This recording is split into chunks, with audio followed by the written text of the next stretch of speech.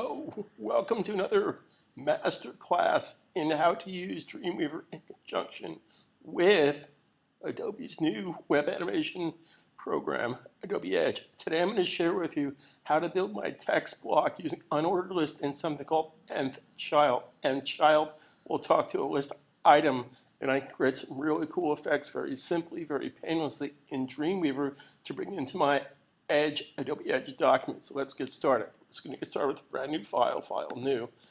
Let's save the file as Edge nth child version 1. Okay, if you look at my tutorials in the past, it always makes sense to title your document my Adobe Edge effects. Okay, so we're going to put some words on the page, and we're going to put Adobe. Actually, I lied. We're going to say think Adobe Edge.com. Okay, we're going to put this in an unordered list. So select all, come down here to your property palette, put this inside of an unordered list. Now I'm going to show you some very powerful techniques on how to make this work. We're going to select the tag unordered lists, select the tag, and make a rule. We're going to make a rule for our unordered list. The first we want to do here, I just wanted to say UL, unordered list. So the first thing we're going to do here is go to box, change the width of this to whatever size you want your box to be. We're going to make this, let's make this 550 by 450 pixels high. We're going to put in 10 pixels of padding. We're going to make our typeface by default white because our background color is going to be black. I don't want to see the list bullets here, so I'm going to say list style be none. If I apply that, that's what I have so far. Now I also want to take this box, align it to the center of my page by going to right align auto, left align auto. There's my starting point. Now, depending on how you want to format your type here, you can do this in the unordered list, or we can do this inside the list item. Totally up to you. So I'm going to make a generic setting for my list item first. So I'm going to basically go and type in LI. So a specific unordered list item. So we're going to first of all make our font size be 44 pixels high. So I get that happen. Okay. Then I'm going to change this to float to the left. So box, float, left. Okay. Now if you want to put spaces between your text, we can do that by basically just going to margin space to the right. Let's make that 0.5 m spaces. So I get this happening. Okay, so I'm just setting up the texture of my unordered list in the list item inside the unordered list. Okay, now here's the super cool part. We're going to do something called the end child. Now, if you haven't done an end child before, you simply make a new rule, go to the compound, and this is the code for it. It's simply li:(nth)child 1. I'm going to show you some really powerful techniques here on how to make this work. Now, we can go with our default typeface, but I just want to share with you each section could be a different typeface. So as an example, I'll leave this think by default, but I want the background color to be red. Now, we're not going to see this until you either publish it to a site or you go to live view, but I'll share with you how this works. We're going to make the box dimensions. Actually, we don't have to set the box dimensions right now. I'm just going to go to live view and show you what that does. Okay, basically it puts a box around that nth child, which is nth child 1. This is nth child 2. Edge is nth child 3, etc., etc., etc. So it's a very powerful technique by using nth child. Now, here's a really cool production technique. First of all, I'm going to double click back in here and just put in padding of, say, 5 pixels. Now I can do this for each individual nth child if I choose, or I can just go back to my list item and specify it here. It depends on how much flexibility. If you want to have the flexibility on each nth child, we can do it that way. In this particular case, we're just going to put in 5 pixels of padding. Okay. Now, super reduction technique. Hold up the control key, duplicate that, and let's make that 2, as in the second child. And I hit OK. Now, don't want this to be red. I want that to be red's opposite. So I go to my color wheel. If this red lives, then this is red's opposite. I'm going to make it a darker version of red's opposite and hit OK. Make a change, save a change. Then I'm going to duplicate this. Now again, the nth child is basically how it appears inside my list item. So basically the first list item, and child 1 is Think, and child 2 is Adobe, and child 3 is Edge, and child 4 is .com, etc., etc., etc. This is the way I can talk to you. This is just a CSS trick. It's a very cool trick, but I can get my text to behave differently when I bring it into Adobe Edge. So let's duplicate this. And let's make that n child 3. Okay. Now n child 3, we're going to make it this orange color. And child 4, duplicate that. We're going to make it the opposite of the orange color. So we're going to make this child 4 and make that the opposite color, the opposite of this. So this, I thought I'd change that to orange. Apparently, I wasn't paying attention. So let's make this one orange.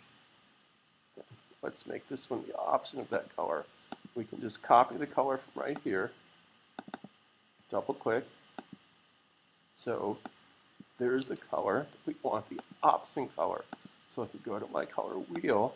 If this is where the color lives, then this is the color opposite. Okay, cool, cool stuff. Now, how does this help me? If I go to live view, this is what I have going on right now. Okay, now these two colors are too close to one another, so I need to correct that. I make a mistake here. 2, 3, 4. So this one and this one, I want to be different. So this one I'm going to make to be red. 1, 2, 3, 4. So let's go back to live view, and this is what I have. Now, if you don't want spaces between here, if you just want to go edge to edge, the simplest way to do that, remember we set the rule for this inside the list item. So I could basically say to the right, nothing to the right. So if I go to live view again, that's what my text looks like, and that's what we want. So I'm going to save the file, file save. Go back to, or go into Edge, Adobe Edge, and File, Open, Open File. Now, if you looked at my tutorials before, I want to keep the integrity of the original the original Dreamweaver document in case I want to go back and make changes to that. So I can do that very simply. So let's File, Save As, and let's just call this _ WC for working copy. It's a good habit to get into. WC is for working copy. Okay. Now I decided that this Think in white is going to look a lot better if I do it in black.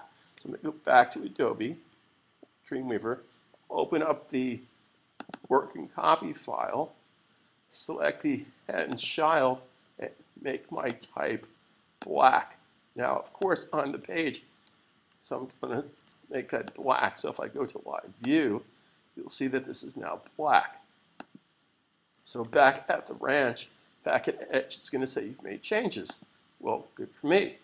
There's my changes. Now, very important step if you watch my videos, I don't want to have my auto stopwatch on. So I'm going to turn that off. I also want to lock this container tag, which is my unordered list, in place. So I come up here to the right. Then I select all. I can't move this unless I hold on the Command key Macintosh or Control key Windows to deselect the top div.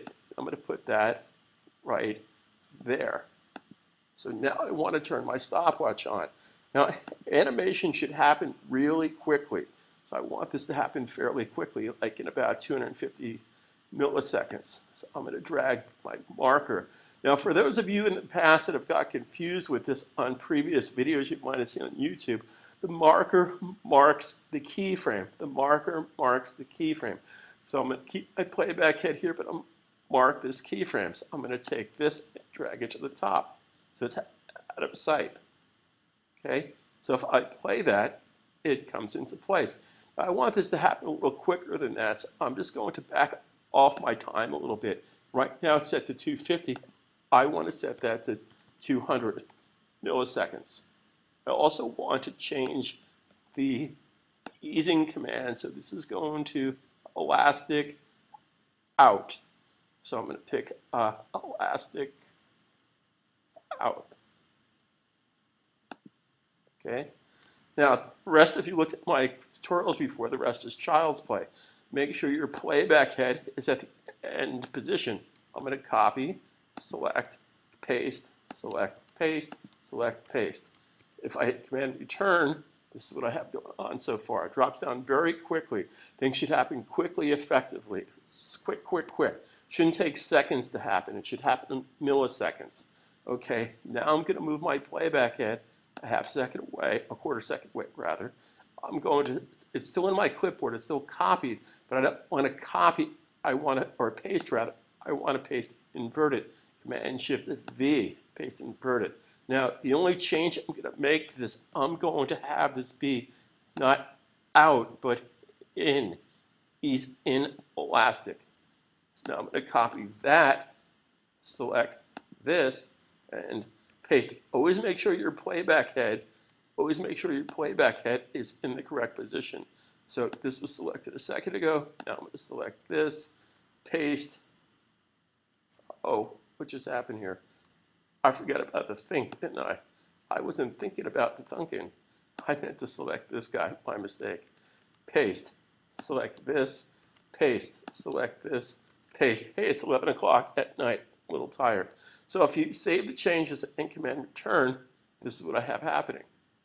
Things should just happen, pop very quickly. This is the quick little ditty on how to use Dreamweaver. I can't overemphasize enough how powerful it is to use the Dreamweaver CSS before you bring it into Edge. Unfortunately, Edge is a great tool, but for creating text from scratch is a little tedious. If you had to basically do the same technique inside of Edge by default with your text files, you'd be here all night. I don't like to be here all night, so I'm just going to hit the space bar and leave you with this. Subscribe to my Twitter account, which is Think Adobe. Subscribe to my, or follow me on Twitter, I should say. Subscribe to my YouTube. I master techniques to share with you guys, one step at a time. I've been doing this kind of stuff for 24 years, since 1987. I'm an Adobe master. If there's a quicker, better way to do things, I want to share it with you guys. Talk to you soon. Follow me on Twitter at Think Adobe. Think Adobe, at Think Adobe.